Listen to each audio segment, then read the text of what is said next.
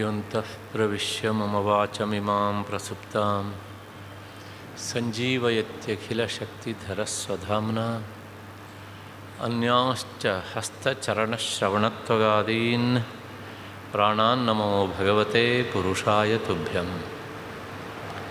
ಯಾ ವರ್ಣಪದವಾಕ್ಯಾರ್ಥಗದ್ಯಪದ್ಯಸ್ವರೂಪಿಣಿ ವಾಚಿ ನರ್ತಯತಿ ಕ್ಷಿಪ್ರಂ ಮೇಧಾನ್ ದೇವಿ ಸರಸ್ವತಿ. ಶ್ರುತಿಸ್ಮೃತಿಪುರಾಣಾನಾಂ ಆಲಯಂ ಕರುಣಾಲಯಂ ನಮಾಮಿ ಭಗವತ್ಪಾದಂ ಶಂಕರಂ ಲೋಕಶಂಕರಂ. ಕೂಜಂತಂ ರಾಮ ರಾಮೇತಿ ಮಧುರಂ ಮಧುರಾಕ್ಷರಂ ಆರುಹ್ಯ ಕವಿತಾಶಾಖಾಂ ವಂದೇ ವಾಲ್ಮೀಕಿಕೋಕಿಲಂ. ತಪಸ್ವಾಧ್ಯಾಯ ನಿರತಂ ತಪಸ್ವಿ ವಾಗ್ವಿದಾಂ ವರಂ ನಾರದಂ ಪರಿಪಪ್ರಚ್ಛ ವಾಲ್ಮೀಕಿರ್ಮುನಿಪುಂಗವಂ. ಕಲ್ಯಾಣಾನಾಂ ನಿಧಾನಂ ಕಲಿಮಲಮಥನಂ ಪಾವನಂ ಪಾವನಾನಾಂ ಪಾಥೇಯಂ ಯನ್ಮುಮುಕ್ಷೋಃ ಸಪದಿ ಪರಪದಪ್ರಾಪ್ತಯೇ ಪ್ರಸ್ಥಿತಸ್ಯ ವಿಶ್ರಾಮಸ್ಥಾನಮೇಕಂ ಕವಿವರವಚಸಾಂ ಜೀವನಂ ಸಜ್ಜನಾನಾಂ ಬೀಜಂ ಧರ್ಮದ್ರುಮಸ್ಯ ಪ್ರಭವತು ಭವತಾಂ ಭೂತಯೇ ರಾಮನಾಮ. ಬೀಜಂ ಧರ್ಮದ್ರುಮಸ್ಯ ಪ್ರಭವತು ಭವತಾಂ ಭೂತಯೇ ರಾಮನಾಮ. ಆರಾಮಃ ಕಲ್ಪವೃಕ್ಷಾಣಾಂ ವಿರಾಮಃ ಸಕಲಾಪದಾಂ ಅಭಿರಾಮಸ್ತ್ರಿಲೋಕಾನಾಂ ರಾಮಃ ಶ್ರೀಮಾನ್ ಸನಃ ಪ್ರಭುಃ ರಾಮಃ ಶ್ರೀಮಾನ್ ಸನಃ ಪ್ರಭುಃ. ಯತ್ರ ಯತ್ರ ರಘುನಾಥಕೀರ್ತನಂ ತತ್ರ ತತ್ರ ಕೃತಮಸ್ತಕಾಂಜಲಿಂ ಬಾಷ್ಪವಾರಿ ಪರಿಪೂರ್ಣಲೋಚನಂ ಮಾರುತಿಂ ಪ್ರಣತರಾಕ್ಷಸಾಂತಕಂ. ಮಾರುತಿಂ ಪ್ರಣತ ರಾಕ್ಷಸಾಂತಕಂ. ಗೋಷ್ಪದೀಕೃತವಾರಾಶಿಂ ಮಶಕೀಕೃತರಾಕ್ಷಸಾಂ ರಾಮಾಯಣ ಮಹಾಮಾಲಾರತ್ನಂ ವಂದೇ ಅನಿಲಾತ್ಮಜಂ. ರಾಮಾಯಣ ಮಹಾಮಾಲಾರತ್ನಂ ವಂದೇ ನೀಲಾತ್ಮಜಂ. ಉಭಯ ಶ್ರೀಗಳವರ ಪಾದಾರವಿಂದಗಳಿಗೆ ಸಾಷ್ಟಾಂಗ ಎರಗಿ ನನ್ನ ಮತ್ತು ನಿಮ್ಮೆಲ್ಲರ ಬುದ್ಧಿ ಗುಹೆಯನ್ನು ಬೆಳಗ್ತಾ ಇರುವಂತಹ ರಾಮ ಎನ್ನುವಂತಹ ಎರಡಕ್ಷರದ ಆ ಮಹಾಚೈತನ್ಯಕ್ಕೆ ಅನಂತ ಪ್ರಣಾಮಗಳನ್ನು ಸಲ್ಲಿಸ್ತಾ, ಈ ದಿನದ ಪಾತ್ರವಾದಂತಹ ಶ್ರೀರಾಮನ ಪ್ರತಿನಾಯಕನಾದ, ಅಂದರೆ ನಮ್ಮ ನಿಮ್ಮ ದೃಷ್ಟಿಯಲ್ಲಿ ಖಳನಾಯಕನಾದಂತಹ ರಾವಣನ ಬಗ್ಗೆ ಯಥಾಮತಿ ಪರಿಕ್ರಮ ಮಾಡೋದಕ್ಕೆ ಮುಂದಾಗ್ತಾ ಇದ್ದೇನೆ. ಈ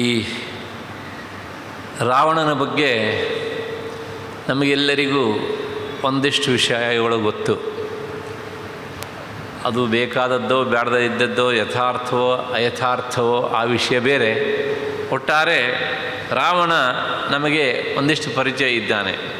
ಮತ್ತು ಇಂಥ ವ್ಯಕ್ತಿಗಳು ದೈಹಿಕವಾಗಿ ಪ್ರಪಂಚದಿಂದ ದೂರ ಸರಿದರೂ ಸಹ ಇಂಥವರ ಸ್ವಭಾವವನ್ನೇ ತಮ್ಮ ಆಸ್ತಿಯನ್ನಾಗಿ ಮಾಡಿಸಿಕೊಂಡಂತಹ ಒಂದು ತಲೆ ರಾವಣಂದಿರು ಇವತ್ತಿಗೂ ಸಹ ನಮ್ಮ ನಿಮ್ಮ ಮಧ್ಯದಲ್ಲೇ ಓಡಾಡ್ತಾ ನಾನೇ ಶ್ರೀರಾಮಚಂದ್ರ ಅಂತ ಹೇಳ್ಕೊಳ್ಳೋರು ಸಹ ನಮ್ಮ ಕಣ್ಣಿಗೆ ಆಗಾಗ ಬೀಳ್ತಾ ಇರ್ತಾರೆ.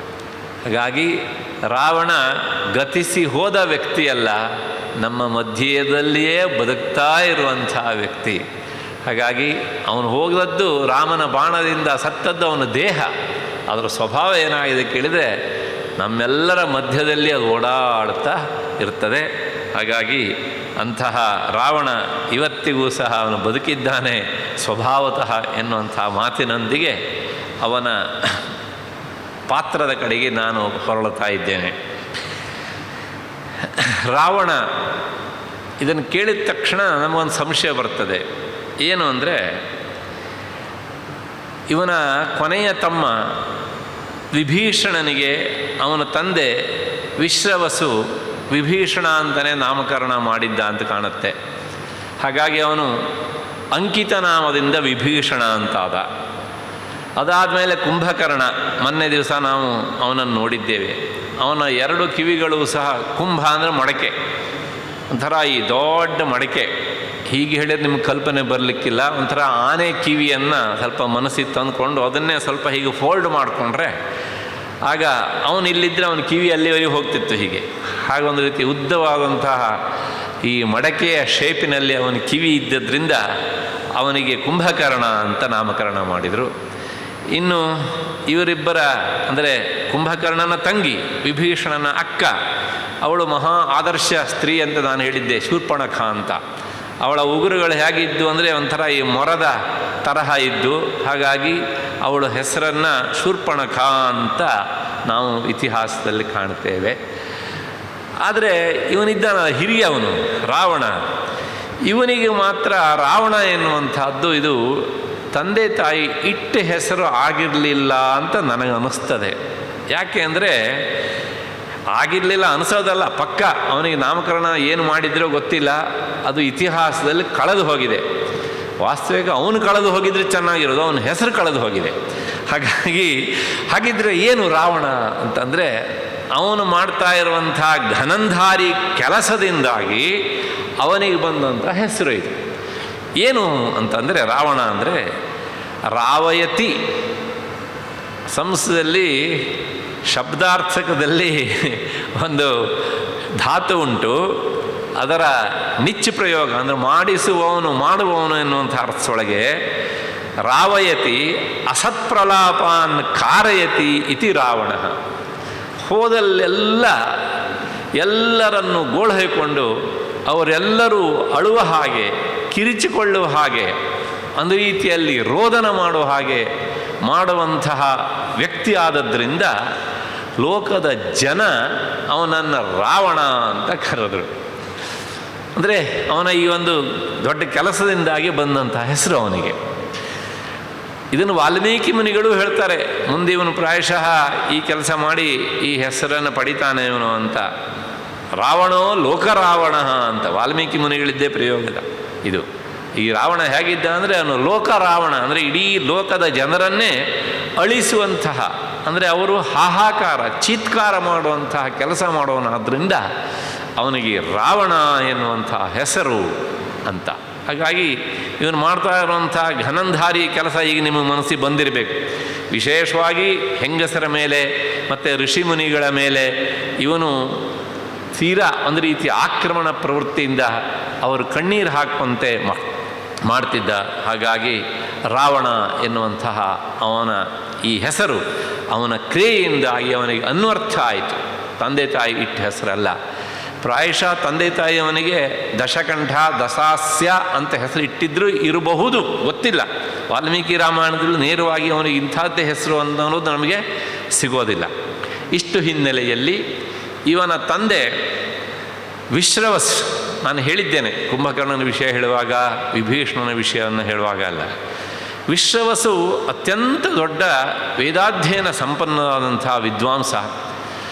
ಅವನ ಪತ್ನಿ, ಎರಡನೆಯ ಪತ್ನಿ, ಮೊದಲನೆಯ ಪತ್ನಿ ಬ್ರಾಹ್ಮಣಿಯಾಗಿದ್ಲು, ಎರಡನೆಯವಳು ಆ ಸುಮಾಲಿ ಎನ್ನುವಂತಹ ರಾಕ್ಷಸನ ಮಗಳು. ಅವಳ ಹೆಸರು ಕೈಕಸಿ ಅಂತ. ಅವಳು ರಾಕ್ಷಸ ಸಂಜಾತೆ ಆದಂಥವಳು. ಅವಳು ಈತನ ಈ ವಿಶ್ರವಸನ ತಪಸ್ಸಿಗೆ ಮೆಚ್ಚಿ ಅವನನ್ನು ವರಿಸಿದಳು. ವಿಶ್ರವಸು ಆಕೆಯನ್ನು ಪತ್ನಿ ಅಂತ ಸ್ವೀಕರಿಸಿದ. ದಾಂಪತ್ಯ ಸಾಗ್ತಾ ಇರುವಾಗ ಅದೊಂದು ದಿವಸ ತನ್ನ ಅಪೇಕ್ಷೆಯನ್ನು ಮುಂದಿಟ್ಲು. ಏನು ಅಂತಂದರೆ, ಇನ್ನೇನಿಲ್ಲ, ನಾನು ಈಗ ನಿಮ್ಮ ಸಹಯೋಗವನ್ನು ಬಯಸ್ತಾ ಇದ್ದೇನೆ ಅಂತ ಹೇಳಿದಳು ಕೈಕಸಿ. ಆಗ ವಿಶ್ವವಸು ಹೇಳ್ತಾನೆ, ಇದು ಸಂಧ್ಯಾಕಾಲ, ಪರಮೇಶ್ವರ ವೃಷಭಾರೂಢನಾಗಿ ಸಂಚರಿಸುವಂತಹ ಈ ಕಾಲದಲ್ಲಿ ಇಂಥ ಕೆಲಸಕ್ಕೆ ಮುಂದಾಗಬಾರದು ಅಂಥೇಳಿ ಪರಿಪರಿಯಾಗಿ ಹೇಳಿದ. ಆದರೆ ಅವಳು ಆ ತನ್ನ ಪತಿಯಾದಂತಹ ವಿಶ್ವವಸುವಿನ ಮಾತನ್ನು ಕಿವಿಯ ಮೇಲೆ ಹಾಕಿಕೊಳ್ಳಲಿಲ್ಲ. ಪರಿಣಾಮ ಏನಾಯಿತು ಅಂತಂದರೆ, ಕೊನೆಗೆ ಬಲಾತ್ಕಾರವಾಗಿ ಪತಿಯನ್ನು ಸೇರಿದಂತಹ ಅವಳು 4 ಮಕ್ಕಳನ್ನು ಹೆತ್ತಳು. ಕೊನೆಗೆ ವಿಶ್ವವಸು ಹೇಳಿದ, 3 ಜನ ಒಂದು ರೀತಿಯಲ್ಲಿ ಕುಲಗೆಟ್ಟು ಮಕ್ಕಳು ಹುಟ್ಟುತ್ತಾರೆ, ಒಬ್ಬಾತ ಮಾತ್ರ ಅತ್ಯಂತ ಧರ್ಮಾತ್ಮ ಹುಟ್ಟುತ್ತಾನೆ ಅಂತ. ಹಾಗಾಗಿ ನೀನು 4 ಮಕ್ಕಳ ತಾಯಿಯಾದರೂ ಸಹ ಒಳ್ಳೆಯ ಮಕ್ಕಳ ಅಂದರೆ ಒಳ್ಳೆಯ 4 ಮಕ್ಕಳ ತಾಯಿ ಅಂತ ನಿನ್ನನ್ನು ಕರೆಯೋದಕ್ಕಾಗೋದಿಲ್ಲ, ಒಬ್ಬನೇ ಒಬ್ಬ ಮಗ ಮಾತ್ರ. ನನಗೆ ಈ ಪ್ರಸಂಗ ನೋಡಿದಾಗೆಲ್ಲ ಇದಕ್ಕೂ ಹಿಂದೆ ಒಂದು ಘಟನೆ ಆದದ್ದು ನೆನಪಾಗ್ತದೆ. ಈ ರಾವಣ ಮತ್ತು ಕುಂಭಕರ್ಣ ಇತ್ತು. ದಿತಿ ಎನ್ನುವಂಥವಳು ತನ್ನ ಪತಿಯಾದಂಥ ಕಶ್ಯಪನನ್ನು ಅಕಾಲದಲ್ಲಿ ಸೇರಿ ಸಂತತಿಯನ್ನು ಬಯಸ್ತಾಳೆ, ಸಂತತಿಯನ್ನು ಪಡೆದ್ಲು. ಹಿರಣ್ಯಾಕ್ಷ, ಹಿರಣ್ಯಕಶಿಪು ಎನ್ನುವಂಥವರು. ಎಷ್ಟು ಒಳ್ಳೊಳ್ಳೆ ಹೆಸರು ನೋಡಿ ಆ ಕಾಲದಲ್ಲಿ ಇಡ್ತಾಯಿದ್ರು ಅವರಿಗೆ. ಕೊನೆಗೆ ಆ ಕಶ್ಯಪ ಹೇಳ್ತಾನೆ, ನಿನಗೆ ಇದರಿಂದಾಗಿ, ಹೀಗೆ ಅಕಾಲದಲ್ಲೇ ಸೇರಿದ್ದು ಅವಳು ಸಹ, ಇದರಿಂದಾಗಿ ನಿನಗೆ 2 ಲೋಕಕಂಟಕರಾದ ಮಕ್ಕಳು ಹುಟ್ಟುತ್ತಾರೆ ಅಂತ. ಅಯ್ಯೋ, ನೀವು ಹೀಗೆ ಹೇಳಬೇಡಿ, ನಿಮ್ಮ ಬಾಯಿಂದ ಬಂದಂತಹದ್ದು ಹಾಗೆ ಆಗಿಬಿಡುತ್ತೆ, ಆದ್ದರಿಂದ ನೀವು ಒಳ್ಳೆಯ ಶಬ್ದವನ್ನು, ಒಳ್ಳೆಯ ಮಾತನ್ನು ಹೇಳಬೇಕು ಅಂತ ಗೋಗರದಳು. ಮಾಡೋದೆಲ್ಲ ಕೆಟ್ಟ ಕೆಲಸ, ಆದರೆ ಇನ್ನೊಬ್ಬರು ಮಾತ್ರ ನಮ್ಮ ವಿಷಯದಲ್ಲಿ ಒಳ್ಳೆಯದನ್ನು ಹೇಳಬೇಕು ಅಂತ ನಿರೀಕ್ಷಣೆ ಮಾಡೋದು. ಇದೆಲ್ಲ ಇವತ್ತಿನ ಜನರಿಂದ ಅಷ್ಟೇ ಅಲ್ಲ, ಆ ಕಾಲದಲ್ಲೇ ಹರಿದು ಬಂದದ್ದು ನಮ್ಮ ದೇಶದೊಳಗೆ. ಕೊನೆಗೆ ಕಶ್ಯಪ ಒಂದು ಮಾತನ್ನು ಹೇಳ್ತಾರೆ, ನೀನು ಏನೇ ತಿಪ್ಪರ್ಲಾಗ ಹಾಕಿದರೂ ಸಹ ನೀನು ಒಳ್ಳೆಯ ಮಕ್ಕಳ ತಾಯಿ ಅಂತ ಕರೆಸಿಕೊಳ್ಳೋದಿಲ್ಲ, ಬರೆದಿಟ್ಕೊಬಿಡು. ಆದರೆ ಒಂದು ನೆನಪಿಟ್ಕೋ, ನೀನು ಒಳ್ಳೆಯ ಮೊಮ್ಮಗನ ಅಜ್ಜಿ ಅಂತ ಕರೆಸ್ಕೊಳ್ತೀವಿ ಅಂತ. ಅವನೇ ಪ್ರಹ್ಲಾದ ಹೀಗೆ ಅಂತ. ಹಾಗಾಗಿ ಇತಿಹಾಸ ಯಾವಾಗಲೂ ಪುನರಾವರ್ತನೆ ಆಗ್ತಾ ಇರ್ತದೆ. ಅಂಥದ್ದೇ ಒಂದು ಪ್ರಸಂಗವನ್ನು ನಾವು ಈ ರಾವಣಾದಿಗಳ ಜನನದಲ್ಲೂ ಸಹ ನೋಡ್ತೇವೆ. ಕೊನೆಗೆ ಆತ ಹೇಳ್ತಾನೆ ಬೇಡ ಹೀಗೆ ಅಂಥೇಳಿ, ಕೇಳೋದಿಲ್ಲ. ಆದರೆ ಆಶ್ಚರ್ಯ ಅಂದರೆ ಅಲ್ಲಿ ದಿತಿ ಕೊನೆಗೆ ಪಶ್ಚಾತ್ತಾಪ ಪಡ್ತಾಳೆ, ಮತ್ತು ತನ್ನ ತಪ್ಪಿಗೆ ತುಂಬ ಮರುಗ್ತಾಳೆ. ಇಲ್ಲಿ ಇವಳೇನು ಮರುಗೋದಿಲ್ಲ, ಯಾಕೆಂದರೆ ಪಶ್ಚಾತ್ತಾಪನೂ ಪಡೋದಿಲ್ಲ. ಜನ್ಮತಃ ರಾಕ್ಷಸಿ, ಸಹವಾಸ ಮಾಡಿದ್ದು ಬ್ರಾಹ್ಮಣನಾದರೂ ಸಹ ಅದೇನು ಬುದ್ಧಿ ಬದಲಾವಣೆ ಆಗೋದಿಲ್ಲ. ಯಾಕೆಂದರೆ ಇದ್ರನ್ನು ತಂದು ಹಾಲಲ್ಲಿ 1 ವಾರ ನೆನೆಸಿಟ್ರೆ ಅದೇನು ಬೆಳಗಾಗತ್ತಾ? ಆಗೋದಿಲ್ಲ ಅಲ್ವಾ? ಹಾಗೇನೆ ಅಡಿಜಾರಿ ಬೀಳುವುದು, ಕೊಡವಿಕೊಂಡೇಳುವುದು, ಕಡುಬ ನುಂಗುವುದು, ಕಹಿ ಮದ್ದ ಕುಡಿಯುವುದು, ದುಡುಕಿ ಮತಿ ತಪ್ಪುವುದು, ತಪ್ಪನೊಪ್ಪೆನ್ನುವುದು, ಬದುಕೆಂಬುದಿದು ತಾನೆ ಮಂಕುತಿಮ್ಮ, ಬದುಕೆಂಬುದಿದು ತಾನೆ ಮಂಕುತಿಮ್ಮ. ದುಡುಕಿ ಮತಿ ತಪ್ಪುವುದು, ತಪ್ಪು ಮಾಡಬೇಕಿದ್ರೆ ಯಾರು ವಿವೇಕ ಎಷ್ಟು ಹೇಳಿದರೂ ಸಹ ನಮ್ಮ ಬುದ್ಧಿ ಕೇಳೋದಿಲ್ಲ. ಕೊನೆಗೆ ನೀ ತಪ್ಪು ಮಾಡಿದೆ ಅಂತಂದರೆ ಅದನ್ನು ಒಪ್ಕೊಳ್ಳೋದಿಲ್ಲ. ತಪ್ಪನ್ನು ಒಪ್ಪೇ ಎನ್ನುವುದು ಇದು ಮನುಷ್ಯರ ಹಣೆ ಬರಹ. ಹಾಗಾಗಿ ಆ ಕೈಕೆಸಿ ಮಾಡಿದಂತಹ ತಪ್ಪಿನಿಂದಾಗಿ ಇಂತಹ 3 ಜನ ಅತ್ಯಂತ ಲೋಕಕಂಟಕರು ಹುಟ್ಟಿದರು. ಸ್ವಾರಸ್ಯ ಅಂದರೆ ಇಂಥ ರಾವಣ ಯಜುರ್ವೇದಕ್ಕೆ ಭಾಷ್ಯವನ್ನು ಬರೆದಿದ್ದಂತೆ. ಅದು ಯಾವ ಭಾಷ್ಯ ಒಟ್ಟಾರೆ ನಮಗಿನ್ನೂ ಸಿಗಲಿಲ್ಲ. ಅದು ಅಷ್ಟರ ಮಟ್ಟಿಗೆ ಅವನು ವೇದಾಧ್ಯಯನ ಸಂಪನ್ನನಾಗಿದ್ದ. ಯಾಕೆಂದರೆ ಅಪ್ಪನಿಂದ ಬಂದಿತ್ತು ಅದು, ವಿಶ್ವವಸನಿಂದ. ವಿಶ್ವವಸನ ಹೆಸರು ವೇದದಲ್ಲೂ ಸಹ ಪ್ರಸಿದ್ಧವಾದಂಥದ್ದು ಹೀಗೆ ಅಂತ. ಹಾಗಾಗಿ ಅವನಿಂದ ಬಂದಿತ್ತು. ಸಾಲದ್ದಕ್ಕೆ ಇವನು ಬರೆದಿದ್ದಂತೆ ಅದೇನೋ ಸಿಕ್ಕಿಲ್ಲ ರಾವಣ ಭಾಷ್ಯ. ಹಾಗೆ ಅಂತ ಶಿವನನ್ನು ಕುರಿತು ಅವನು ಮಾಡಿದಂಥ ಸ್ತೋತ್ರ ಎಲ್ಲ ಇಂದಿಗೂ ಸಹ ಪ್ರಸಿದ್ಧಿ ಉಂಟು. ಮತ್ತು ಹೌದೌದು, ಅನ್ಯಾಸ ಉಂಟು. ಮತ್ತು ಶಿವತಾಂಡವ ನೃತ್ಯ ಮಾಡುವ ವರ್ಣನೆ ಮಾಡಿದ್ದಾನೆ, ಇತ್ಯಾದಿ ಇತ್ಯಾದಿ ಎಲ್ಲ ಅವನು ಸಾಕಷ್ಟು ಸ್ತೋತ್ರಗಳನ್ನು ಮಾಡಿದ್ದಾನೆ. ನನಗೆ ಆಶ್ಚರ್ಯ ಅಷ್ಟೇನೆ, ಶಿವಭಕ್ತ ಅಂತ ಕರೆಸ್ಕೊಳ್ಳುವಂಥ ಇವನು ಶಿವ ಒಲಿಲಿಲ್ಲ ಅಂಥೇಳಿ ಆ ಕೈಲಾಸ ಪರ್ವತಕ್ಕೆ ಕೈ ಹಾಕಿ ಅಲ್ಲಾಡಿಸಿ ಬಲವಂತವಾಗಿ ಒಲಿಸಿಕೊಳ್ಳಿಕ್ಕೆ ಮುಂದಾದವನು. ಇವನು ಮಾಡಿದ್ದೆಲ್ಲ ಹಿಂಗಿದ್ದೇ ಕೆಲಸ ಅಷ್ಟೂ ಸಹ. ಸಹಜವಾಗಿ ಉಪಾಸನೆಯಿಂದ ದೇವತೆಗಳನ್ನು ತನ್ನತ್ತ ಅಭಿಮುಖರನ್ನಾಗಿ ಮಾಡಿಕೊಂಡವನಲ್ಲ, ಬಲವಂತವಾಗಿ ಇಂಥ ಕೆಲಸ ಮಾಡಿದ್ದಾನೆ. ಇವನು ಯಾವ ಶಿವಭಕ್ತನೋ ನನಗಂತೂ ಅರ್ಥ ಆಗಲಿಲ್ಲ, ಆದರೆ ಇತಿಹಾಸ ಹಾಗೆ ಹೇಳುತ್ತೆ ಶಿವಭಕ್ತ ಅಂತ. ಯಾಕೆ ಹೇಳ್ತೇನೆ ಅಂದರೆ, ಶಿವನ ಆತ್ಮಲಿಂಗವನ್ನೇ ದೋಚಿಕೊಂಡು ಬಂದವನು, ಸಾಲದ್ದಕ್ಕೆ ಶಿವನ ಅರ್ಧಾಂಗಿಯ ಅಂತ ಪಾರ್ವತಿಯನ್ನು, ಜಗನ್ಮಾತೆಯನ್ನೇ ಮೋಹಿಸಿದವನು, ಇವನು ಒಬ್ಬ ಶಿವಭಕ್ತನ ಅಂತ ಆಗಾಗ ನನ್ನನ್ನು ಕಾಡ್ತಾ ಇದೆ. ನನಗೆ ಉತ್ತರ ಸಿಗಲಿಲ್ಲ, ಬಲ್ಲವರು ಹೇಳಬೇಕು. ವಾಲ್ಮೀಕಿ ಮುನಿಗಳು ಇದ್ರ ಬಗ್ಗೆ ಹೆಚ್ಚು ವಿಚಾರವನ್ನು ಏನು ಹೇಳೋದಿಲ್ಲ. ಹೀಗೆ ಇಂತಹ ಈ ಸೋಕಾಲ್ಡ್ ಶಿವಭಕ್ತ ಅಂತ ಕರೆಸ್ಕೊಳ್ಳುವಂತಹ ಈ ರಾವಣ ತಪಸ್ಸು ಮಾಡಿದ ಬ್ರಹ್ಮನನ್ನು ಕುರಿತು ಬ್ರಹ್ಮ ಇವನ ತಪಸ್ಸಿಗೆ ಮೆಚ್ಚಿ ಬಂದ. ಇದನ್ನು ನಾನು ಹೇಳಿದ್ದೇನೆ, ಅವರು 3 ಜನ ತಪಸ್ಸು ಮಾಡಿದವರೇ ಅಂತ. ಇವನು ತಪಸ್ಸು ಮಾಡಿದಾಗ ಬ್ರಹ್ಮ ಮೆಚ್ಚಿ ಬಂದಾದ ಮೇಲೆ ಇವನು ಕೇಳಿದ. ಏನು ಕೇಳಿದ ಅಂದರೆ, ನಾನು ಸಾಯಲೇಬಾರದು, ನಾನು ಅಮರಣ ಧರ್ಮಿ, ಅಂದರೆ ನಾನು ಅಮೃತ ಸ್ವರೂಪನಾಗಿಬಿಡಬೇಕು ಅಂತ ಕೇಳಿದ. ಇನ್ನೇನು ಬ್ರಹ್ಮ ತಥಾಸ್ತು ಅಂತ ಹೇಳಬೇಕು. ಅಷ್ಟೊತ್ತಿಗೆ ಅದಾಗಲೇ ದೇವತೆಗಳು ಸರಸ್ವತಿ ಮೊದಲೇ ಹೇಳಿದರು, ತಾಯಿ ಮೊದಲೊಂದು ತಮಾಷೆ ಮಾತು ಹೇಳ್ತೀನಿ, ಅನ್ಯಥಾ ಭಾವಿಸಬೇಡಿ. ನಿಮ್ಮ ಯಜಮಾನ್ರಿಗೆ 4 ತಲೆ ಇದ್ದಿದ್ದು ಹೌದು, ಆದರೆ ಕೆಲವು ಸಲ 1 ತಲೆಯಲ್ಲೂ ವಿಚಾರ ಮಾಡೋದಿಲ್ಲ. ಹಾಗಾಗಿ ನೀನೇ ಅವ್ರ ನಾಲಿಗೆಯಲ್ಲಿ ನಿಂತು ಸರಿಯಾಗಿ ನುಡಿಸ್ಬಿಡುತ್ತೆ. ಇದು ನಾನು ಹೇಳಿದ್ದು ವಿನೋದಕ್ಕೋಸ್ಕರ. ಯಾಕೆಂದರೆ ಎಲ್ಲ ವರ ಕೊಡಬೇಕಿದ್ರೂ ಸಹ ಹೀಗೆ ರಾಮಾಯಣ ಇವ್ರ ಬಗ್ಗೆ ಈ ಮಾತನ್ನು ಹೇಳುತ್ತೆ. ಹಾಗಾಗಿ ನಾನು ಈ ವಿನೋದದ ಒಂದು ಮಾತನ್ನು ಹೇಳಿದ್ದೇನೆ, ಯಥಾರ್ಥ ಅಲ್ಲ ಇದು. ಕೊನೆಗೆ ಸರಸ್ವತಿ ಆ ಚತುರ್ಮುಖನ ನಾಲಿಗೆಯಲ್ಲಿ ನಿಲ್ತಾಳೆ. ಆಗ ಚತುರ್ಮುಖ ಹೇಳಿದಂತೆ, ಇಲ್ಲಪ್ಪ, ನಿನಗೆ ಅಮರಣ ಧರ್ಮಿ ಅಂದರೆ ನೀನು ಅಮೃತ ಸ್ವರೂಪನಾಗು ಅಂತ ನಾನು ವರ ಕೊಡೋದಕ್ಕೆ ಆಗೋದಿಲ್ಲ. ಯಾಕೆ ಅಂತಂದರೆ, ಈಗ ನೀನು ಹುಟ್ಟುಬಿಟ್ಟಿದೀಯ, ಹುಟ್ಟಿದ ತಪ್ಪಿಗೆ ಸಾಯಲೇಬೇಕು, ಸತ್ತ ತಪ್ಪಿಗೆ ಹುಟ್ಟಲೇಬೇಕು. ಇದೊಂದು ಚಕ್ರ. ಇದು ಒಂದು ಪ್ರಾರಂಭ ಆದರೆ ಇನ್ನೊಂದು ಕೊನೆ. ಯಾವಳು ಹಾಗೆ ಅಲ್ವಾ, ಒಂದು ಆರಂಭ ಇದ್ದರೆ ಅದಕ್ಕೊಂದು ಮುಕ್ತಾಯ ಇರಬೇಕು. ಹಾಗಾಗಿ ನೀನು ಹುಟ್ಟಿದೀಯೇ, ಆರಂಭ ಆಗಿಬಿಟ್ಟಿದೆಯೇ, ಇನ್ನೂ ಅದು ಒಂದು ದಿವಸ ನೀನು ಸಾಯಲೇಬೇಕು ಹೀಗೆ ಅಂತ.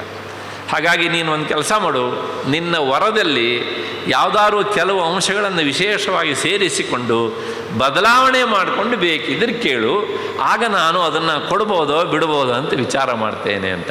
ಇದಿಷ್ಟು ಅವನು ಹೇಳಬೇಕಿದ್ರೆ ನಾಲಿಗೆಯಲ್ಲಿ ಯಾರು ನಿಂತಿದ್ರು? ಸರಸ್ವತಿ, ನೆನ್ಪಿಟ್ಕೊಳ್ಳಿ.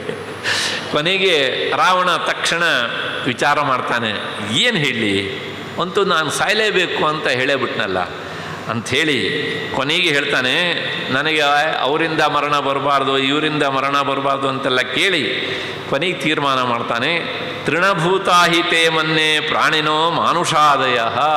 ಪ್ರಪಂಚದಲ್ಲಿ ಕೈಲಾಗದೇ ಇರೋರು ಒಂದು ಸಮುದಾಯ ಇದ್ದರೆ ಆ ಸಮುದಾಯ ಹೆಸರು ಮನುಷ್ಯ ಸಮುದಾಯ ಅಂತ. ಇವ್ರ ಹತ್ರ ಏನೂ ಮಾಡೋದಕ್ಕಾಗೋದಿಲ್ಲ. ಹಾಗಾಗಿ ಒಂದು ಅತಿಯಾದ ಒಳ್ಳೆಯವರಾಗಿ ಇವರು ಕಾಲ ಕಳೀತಾರೆ. ಅದಿಲ್ಲದೆ ಒಂದಿಷ್ಟು ಜನ ಕೆಟ್ಟವರಾಗಿ ಲೋಕಕ್ಕೆ ಕಂಟಕರಾಗಿ ಏನೂ ಒಳ್ಳೆಯದನ್ನು ಮಾಡದೆ ಅವರು ಕಾಲ ಕಳೀತಾರೆ.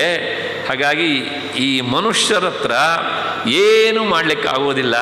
ಬರೋದಾದರೆ ಮನುಷ್ಯರಿಂದ ಅಥವಾ ಈ ಕಪಿ ಕರಡಿ ಇಂಥವರಿಂದ ಬೇಕಿದ್ರೆ ಸಾವು ಬರಲಿ, ನನಗೆ ಬೇಕು ಅಂತಲ್ಲ, ಹಾಗೆ ಬರಲಿ ಅಂತ ರಾವಣ ಕೇಳಿದಂತೆ ಬ್ರಹ್ಮ ತಥಾಸ್ತು ಅಂದ. ಈ ಬ್ರಹ್ಮ ಎಲ್ಲರಿಗೂ ಒಂದೊಂದು ವರ ಕೊಟ್ಟಿದ್ದಾನೆ. ಈ ವಿಭೀಷಣನಿಗೂ ಕೊಟ್ಟಿದ್ದಾನೆ, ಕುಂಭಕರ್ಣನಿಗೂ ಕೊಟ್ಟಿದ್ದಾನೆ. ಅವರು ಕೇಳಿದ ವರದ ಜೊತೆಗೆ ಒಂದು ಬೋನಸ್ಸನ್ನು ಬೇರೆ ಕೊಟ್ಟಿದ್ದಾನೆ. ಹಾಗೆ ಇಲ್ಲಿ ಒಂದು ಬೋನಸ್ ಕೊಟ್ಟ ಅವನಿಗೆ. ಏನು ಅಂದರೆ, ಯಾಕೆ ಅಂದರೆ ಬ್ರಹ್ಮ ಬರೋದಕ್ಕಿಂತ ಮೊದಲು ಅವನು ಬಂದಿಲ್ಲ ಅಂಥೇಳಿ ಈತ ಏನು ಮಾಡಿದ್ದ ಅಂದರೆ, ತನ್ನ 10 ತಲೆಗಳಲ್ಲಿ ಒಂದೊಂದು ತಲೆಯನ್ನು ಕಡಿದು ಅಗ್ನಿಯಲ್ಲಿ ಹೋಮಿಸಿದ್ದ. ನೋಡಿ ಎಂಥ ಸಾಹಸ ಅಂತ. ಹಾಗಾಗಿ 9 ತಲೆಯಲ್ಲಿ ಅವನು ಹೋಮಿಸಿ ಆಗಿತ್ತು. ಬ್ರಹ್ಮ ಬರುವಾಗ ಅವನಿಗಿದ್ದದ್ದು ಒಂದೇ ತಲೆ. ಅಂದರೆ ಇವನು ಹುಟ್ಟಬೇಕಿದ್ರೆ 10 ತಲೆಯವನಾಗಿದ್ದ ಅನ್ನೋದು ಪಕ್ಕ. ಇದ್ರ ಬಗ್ಗೆ ಸ್ವಲ್ಪ ಭಿನ್ನಾಭಿಪ್ರಾಯ ಉಂಟು, ಆಮೇಲೆ ಹೇಳ್ತೇನೆ ಅದನ್ನೇನು ಅಂತ. ಕೊನೆಗೆ ಏನಾಯಿತು ಅಂದರೆ ಆ ಬೋನಸ್ ಅಂದರೆ ಅದೇನೆ. ಏನು ಅಂದರೆ, ಈಗ ನೋಡು ನೀ ತಪಸ್ಸು ಮಾಡಿದೆಯಲ್ಲ, ನಾವು ವರ ಕೊಟ್ಟಿದ್ದೇನೆ, ಇದರ ಜೊತೆಗೆ ನೀನು ಕಳ್ಕೊಂಡಂತಹ 9 ತಲೆ ಯಾರಿಗೋಸ್ಕರ ಕಳ್ಕೊಂಡಿದ್ದು? ನನಗೋಸ್ಕರ ಅಲ್ವಾ? ಹಾಗಾಗಿ ಆ 9 ತಲೆ ಮತ್ತು ನಾನು ನಿನಗೆ ಚಿಗುರಿ ಬರಲಿ ಅಂದ. ಅದೊಂದು ಬೋನಸ್ ಒಂದು. ಅದ್ರ ಜೊತೆಗೆ ಇನ್ನೊಂದು ಬೋನಸ್ ಅಂದರೆ, ಇಂದಿನಿಂದ ನೀನು ಛಂದತಸ್ತವ ರೂಪಂಚ ಮನಸ ಯದ್ಯಥೇಪ್ಸಿತಂ, ನೀನು ಕಾಮರೂಪಿಯಾಗು, ನಿನಗೆ ಇಷ್ಟ ಬಂದಂಥ ರೂಪವನ್ನು ನೀನು ಧರಿಸಬಹುದು, ಅಂಥ ವರವನ್ನು ಕೊಟ್ಟಿದ್ದೇನೆ ಅಂದ. ಇದೆಲ್ಲ ಬ್ರಹ್ಮ ಕೇಳದೇನೆ ಕೊಟ್ಟಿದ್ದು ಅವನಿಗೆ. ಹಾಗಾಗಿ ನಾನು ಹೇಳಿದೆ ಒಂಥರ ಬೋನಸ್ ಆಗಿ ಅವನಿಗೆ ಬಂದಂತಹದ್ದು ಅಂತ. ಯಾಕೆ ಇಷ್ಟೆಲ್ಲ ಹೇಳ್ತೇನೆ ಅಂದರೆ, ರಾವಣನಿಗೆ ನಿಜವಾಗಿಯೂ 10 ತಲೆ ಇತ್ತ ಅಥವಾ ಒಂದೇ ತಲೆಯ ಅಂತ ಒಂದು ಪ್ರಶ್ನೆ. ಇದನ್ನು ಆಂಜನೇಯ ಸೀತಾನ್ವೇಷಣೆ ಮಾಡುವಾಗ ಲಂಕೆಗೆ ಹೋದಾಗ ರಾವಣ ಮನಗಿದ ದೃಶ್ಯವನ್ನು ನೋಡಿದ್ದಾನೆ ಅವನು. ಆಗ ಆಂಜನೇಯ ನೋಡಿದ್ದು 1 ತಲೆಯ ರಾವಣನನ್ನು. ಹಾಗಾಗಿ ರಾವಣನಿಗೆ ಎಷ್ಟಿತ್ತು ತಲೆ? ಒಂದೇ ತಲೆ. ಆದರೆ ಸ್ವತಃ ಸೀತೆ ಹತ್ರ ಬರಬೇಕಿದ್ದರೂ ಸಹ ಅವನು 1 ತಲೆಯ ಸುಂದರ ರಾವಣನಾಗಿ ಬಂದಿದ್ದಾನೆ, ಅಂದರೆ ಅವನಿಗೆ ಒಂದೇ ತಲೆ. ಆದರೆ ಯುದ್ಧ ಸಂದರ್ಭದಲ್ಲಿ ಅವನಿಗೆ ಎಷ್ಟು ತಲೆ ಇತ್ತು? 10 ತಲೆಗಳಿದ್ದವು. ಹಾಗಿದ್ರೆ ಅವನಿಗೆ ನಿಜವಾಗಿಯೂ ಇದ್ದದ್ದು 1 ತಲೆಯೋ 10 ತಲೆಯೋ ಅಂತಂದರೆ, ನನಗನ್ನಿಸುತ್ತೆ ಈ 10 ತಲೆಗಳನ್ನು ಹೇಗೂ ಬ್ರಹ್ಮ ವರ ಕೊಟ್ಟಿದ್ದಾನಲ್ಲ, ನೀನೊಂಥರ ಕಾಮರೂಪಿ ಆಗುವಂಥ. ಹಾಗಾಗಿ ಎಲ್ಲೋ ಅದು ಇದು ಹೊರಗಡೆ ಹೋಗಬೇಕಿದ್ರಲ್ಲ, ಆ 10 ತಲೆಗಳನ್ನು ಅವನು ಚಿಗುರಿಸಿಕೊಳ್ತಿದ್ದ, ಆವಾಹನೆ ಮಾಡಿಸ್ಕೊಳ್ತಿದ್ದ ಅಂತ ಕಾಣುತ್ತೆ.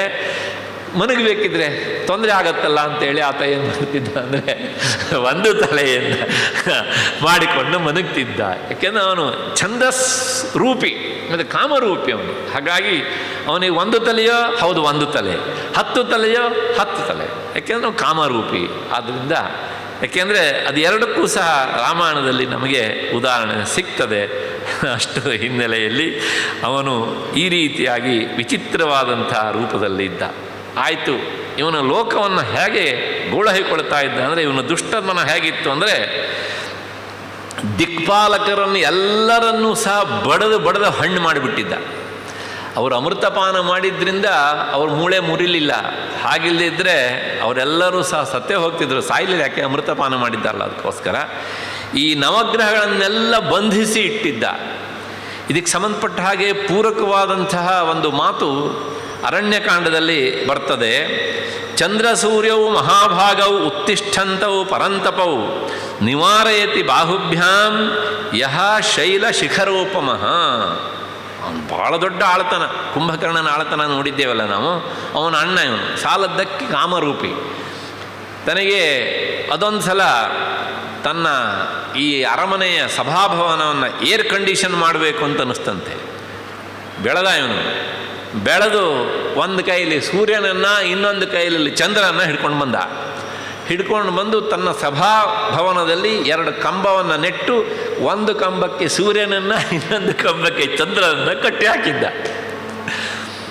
ಅಂದರೆ ಅದು ಯಾವಾಗಲೂ ಆ ಸಭಾಭವನ ಹೇಗಿರಬೇಕು? ಏರ್ ಕಂಡೀಷನ್ನಲ್ಲಿ ಇರಬೇಕು. ಜಾಸ್ತಿ ಹೀಟ್ ಆಯ್ತಾ, ಕಡಿಮೆ ಮಾಡೋ, ಯಾರಿಗೆ? ಸೂರ್ಯನಿಗೆ. ನೀನು ಸ್ವಲ್ಪ ತಂಪಿಗೆ ಜಾಸ್ತಿ ಮಾಡು ಅಂತ ಚಂದ್ರನಿಗೆ ಹೇಳ್ತಿದ್ದ.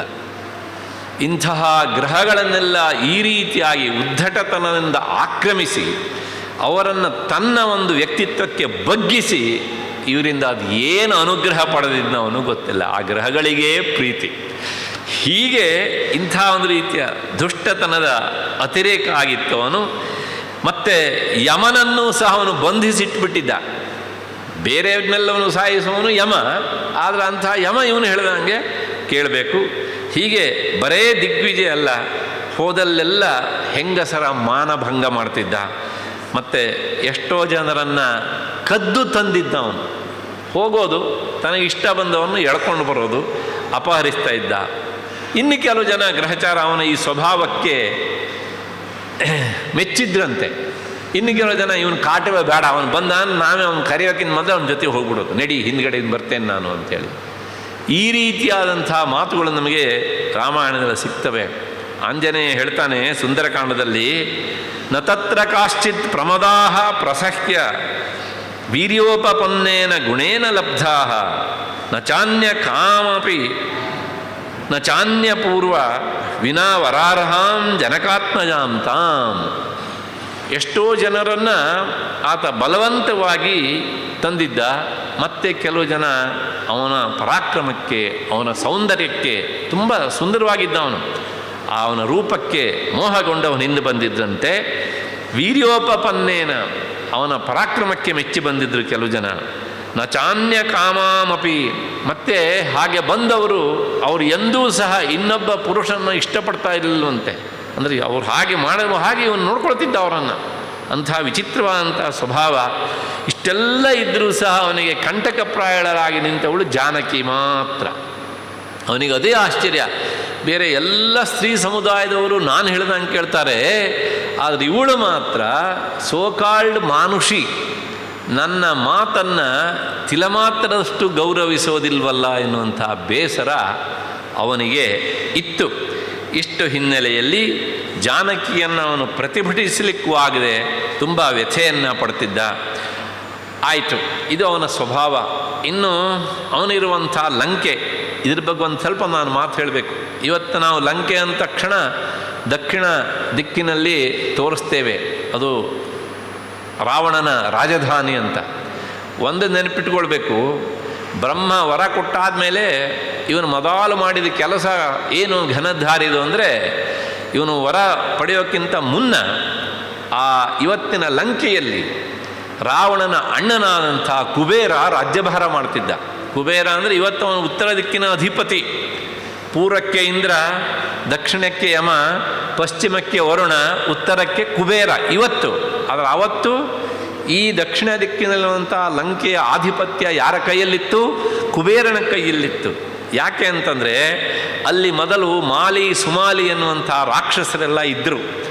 ಕೊನೆಗೆ ಅಲ್ಲಿ ಈ ವಿಷ್ಣುವಿನ ಭಯದಿಂದಾಗಿ ಈ ಮಾಲಿ ಸುಮಾಲಿ ಇವರೆಲ್ಲರೂ ಸಹ ಅಲ್ಲಿಂದ ಓಟಾಕಿದ್ರು ದೈತ್ಯರು. ಕೊನೆಗೆ ಇವನ ಅಪ್ಪನಾದಂತಹ ವೈಶ್ರವಣ ಮತ್ತು ಬ್ರಹ್ಮ ಹೇಳ್ತಾನೆ, ನೀನು ಹೋಗಿ ಎಲ್ಲಿ ಕುಬೇರನಿಗೆ ಹೇಳಿದಂಥ ಮಾತು, ನೀನು ಈ ದಕ್ಷಿಣ ದಿಕ್ಕಿನಲ್ಲಿ ಲಂಕೆಯಲ್ಲಿ ಆ ಸಾಮ್ರಾಜ್ಯವನ್ನು ಬೆಳೆಸು ಅಂಥೇಳಿ. ಹಾಗಾಗಿ ತಂದೆಯಾದಂಥ ವಿಶ್ವವಸನ ಮಾತಿನಂತೆ ಆ ಹಾಳು ಬಿದ್ದಂಥ ಲಂಕೆಯನ್ನು ಈ ಕುಬೇರ ಜೀರ್ಣೋದ್ಧಾರ ಮಾಡಿದ. ಹಾಗಾಗಿ ಅವನು ರಾಜ್ಯಭಾರ ಮಾಡಲಿಕ್ಕೆ ಶುರುವಾದ ಮೇಲೆ ಆ ಲಂಕೆಗೆ ಮೊದಲು ಕೆಟ್ಟವರೆಲ್ಲ ತುಂಬಿದ್ರಲ್ಲ, ವಿಷ್ಣುವಿನ ಭಯದಿಂದ ಓಡಿ ಹೋದ್ರಲ್ಲ, ಆ ಕಳಂಕ ಅದು ಹೋಯಿತು. ಅದಾದಮೇಲೆ ಆ ಕುಬೇರನ ಆಳ್ವಿಕೆಯಿಂದಾಗಿ ಲಂಕೆಗೆ ಒಳ್ಳೆಯ ಹೆಸರು ಸಹ ಬಂತು. ಅದೀಗ ಸಮೃದ್ಧವಾಗಿ ಇತ್ತು. ಯಾವಾಗ ಬ್ರಹ್ಮ ವರವನ್ನು ಕೊಟ್ಟನೋ ಇವನಿಗೆ, ಆ ಬ್ರಹ್ಮನ ವರದ ಮೊದಲ ಪ್ರಯೋಗ ಮಾಡಿದ್ದೇ ತನ್ನ ಅಣ್ಣನಾದಂಥ ಕುಬೇರನ ಮೇಲೆ. ಏನು ಮಾಡಿದ?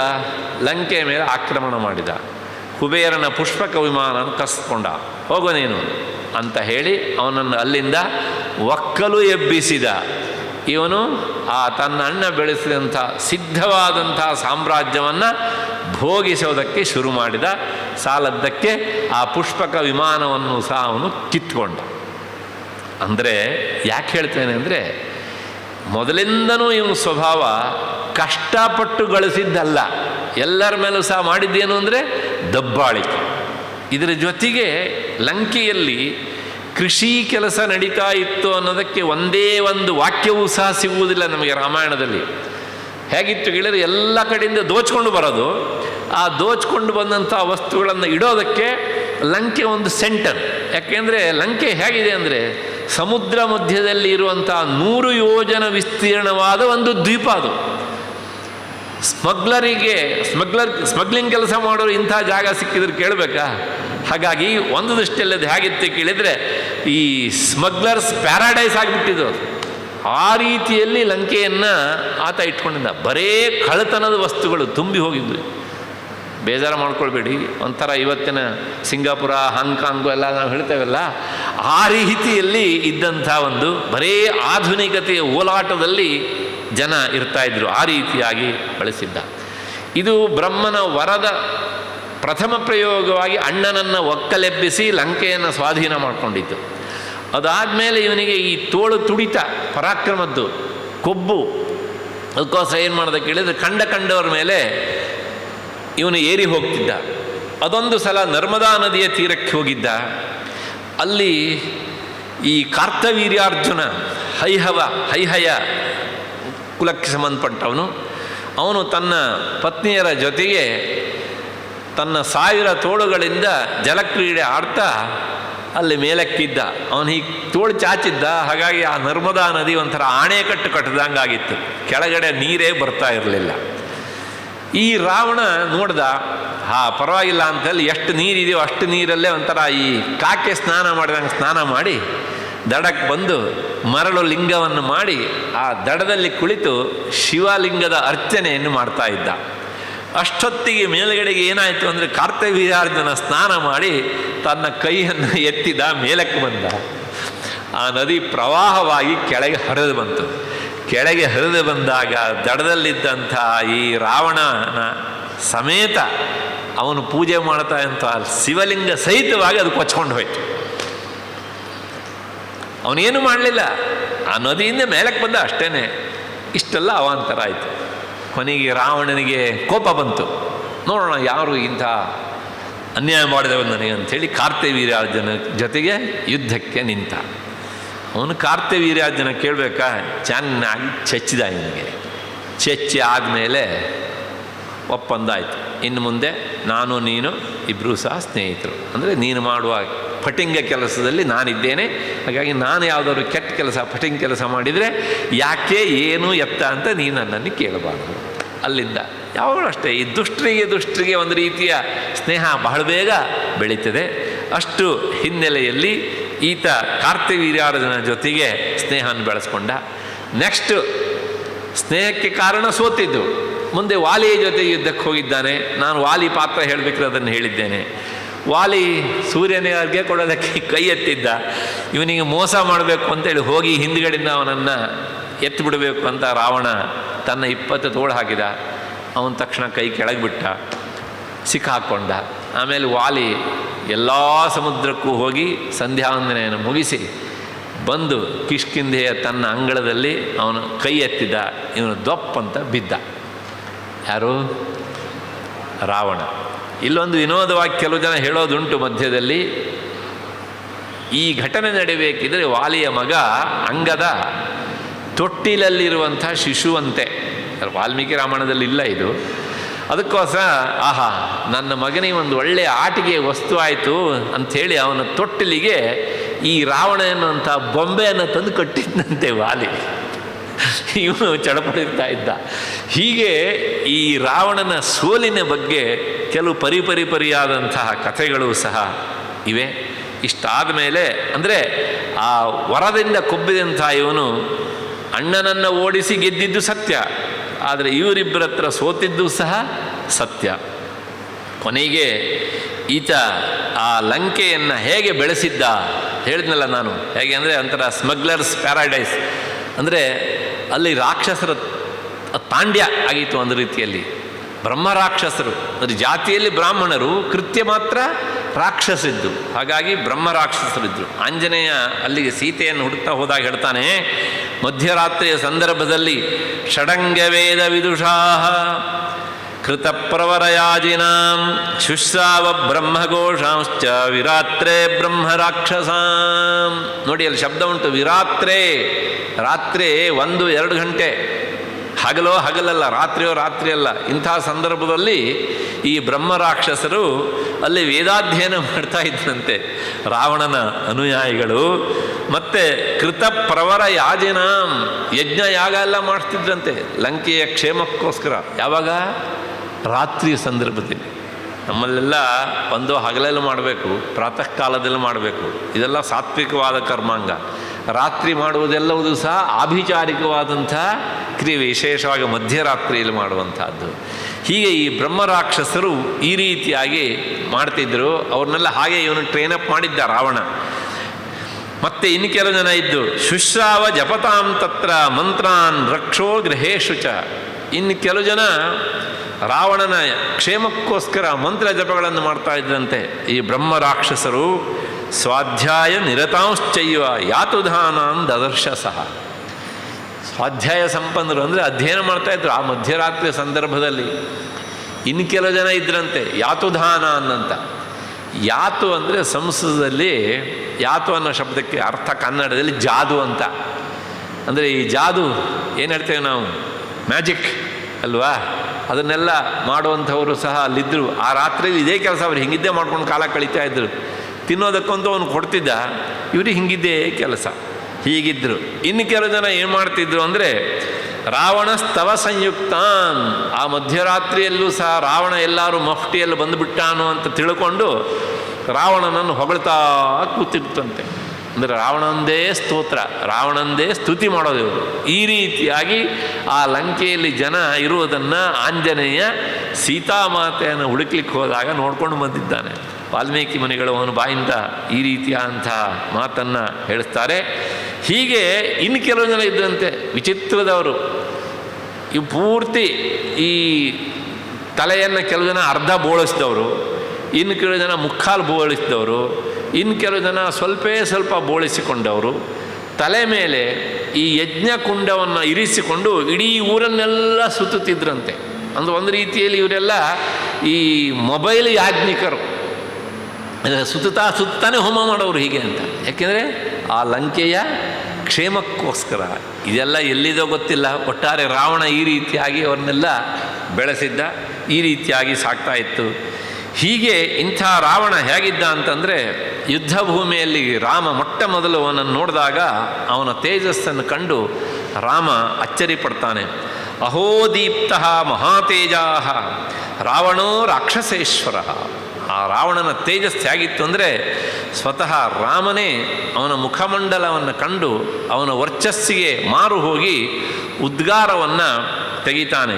ಅಹೋದೀಪ್ತೋ ಮಹಾತೇಜಾ ರಾವಣೋ ರಾಕ್ಷಸೇಶ್ವರ.